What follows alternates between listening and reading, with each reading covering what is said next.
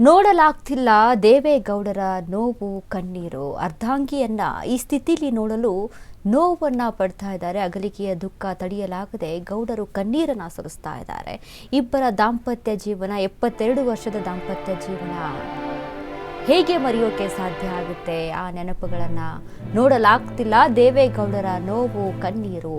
ಅರ್ಧಾಂಗಿಯನ್ನ ಈ ಸ್ಥಿತಿಯಲ್ಲಿ ನೋಡಲು ತುಂಬಾ ನೋವಾಗ್ತಾ ಇದೆ ಗೌಡರಿಗೆ. ಅಗಲಿಕೆಯ ದುಃಖ ತಡೆಯಲಾಗದೆ ಗೌಡರ ಕಣ್ಣೀರು. ನಿನ್ನೆಯಿಂದಲೂ ಬತ್ತಿಲ್ಲ ದೇವೇಗೌಡರ ಕಣ್ಣಾಲಿಗಳು. ಚೆನ್ನಮ್ಮ ಅಂತಿಮ ಯಾನಕ್ಕೆ ಮುನ್ನ ಕಟ್ಟೆಯೊಡೆದ ಗೌಡರ ನೋವು. ಮೆಚ್ಚಿನ ಮಡದಿಯ ಮೇಲೆ ಕೈ ಇರಿಸಿ ಬಿಕ್ಕಿದ ದೇವೇಗೌಡರನ್ನ ಸಮಾಧಾನ ಪಡಿಸಲಾಗದೆ ಉಳಿದವರ ಒದ್ದಾಟ. ದೇವೇಗೌಡರ ಈ ಸ್ಥಿತಿ ಕಂಡು ಉಳಿದವರ ಕಣ್ಣಲ್ಲೂ ನೀರು ಸುರಿತಾ ಇದೆ. ನೋಡಲಾಗ್ತಿಲ್ಲ ದೇವೇಗೌಡರ ನೋವು ಕಣ್ಣೀರನ್ನ. ಅರ್ಧಾಂಗಿಯನ್ನ, ತನ್ನ ಪ್ರೀತಿಯ ಮಡದಿಯನ್ನ, ಧರ್ಮಪತ್ನಿಯನ್ನ ಕಳೆದುಕೊಂಡು ಅವರ ನೋವು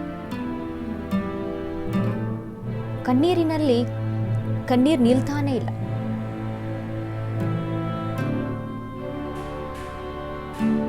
ಅವರ ನೋವಿಗೆ ಸಾಂತ್ವನ ಕೊಡೋರು ಯಾರು?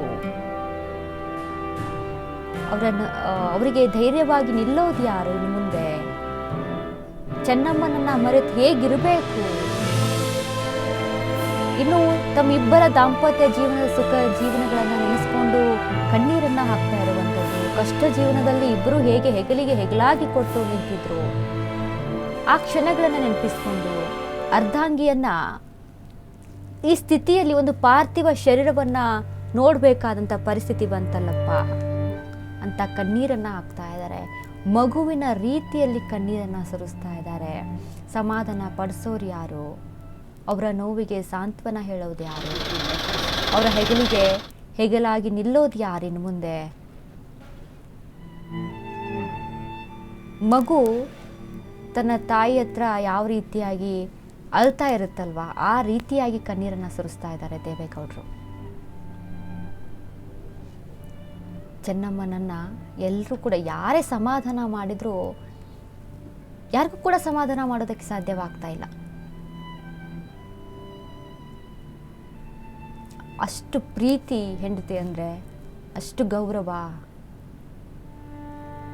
ನಿಜವಾದ ದಂಪತಿಗಳಂದ್ರೆ ಹೆಂಗಿರಬೇಕು ಅದಕ್ಕೆ ಬೆಸ್ಟ್ ಉದಾಹರಣೆ ಆದರ್ಶ ದಂಪತಿಗಳು. ಒಬ್ಬರನ್ನ ಒಬ್ರು ಬಿಟ್ಟು ಊಟ ಮಾಡ್ತಾ ಇರಲಿಲ್ಲ. ಈಗಲೂ ಕೂಡ ಇಂಥ ಇಳಿ ವಯಸ್ಸಿನಲ್ಲೂ ಕೂಡ ಹೆಂಡತಿಯ ಮಾತನ್ನ ಚಾಚು ತಪ್ಪದೆ ಮಾಡ್ತಾ ಇದ್ರು ದೇವೇಗೌಡರು. ಯಾವುದಕ್ಕೂ ಕೂಡ ಇಲ್ಲ ಅನ್ನುವಂತಿಲ್ಲ.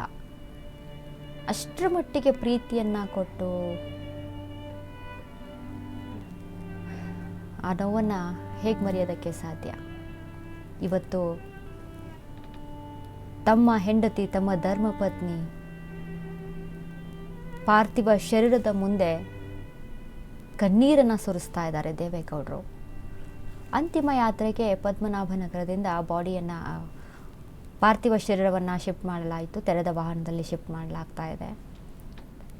ಸಾರ್ವಜನಿಕರ ನೋಡೋದಕ್ಕೂ ಕೂಡ ಅವಕಾಶವನ್ನು ಮಾಡಿಕೊಡಲಾಗ್ತಾ ಇದೆ. ಅಂದರೆ ರೋಡ್ ಮ್ಯಾಪನ್ನು ಸಿದ್ಧ ಮಾಡಿಕೊಂಡಿರುವಂಥದ್ದು, ಯಾವ ರೀತಿಯಾಗಿ ಹೆಂಗೇನು ಅಂತ ನಿಟ್ಟಿನಲ್ಲಿ ಹೊಳೆನರಸೀಪುರಕ್ಕೆ ಪಾರ್ಥಿವ ಶರೀರವನ್ನು ರವಾನೆ ಮಾಡಲಾಗ್ತಾ ಇದೆ. ಬಟ್ ದೇವೇಗೌಡರನ್ನ ಸಮಾಧಾನ ಮಾಡೋರು ಯಾರು?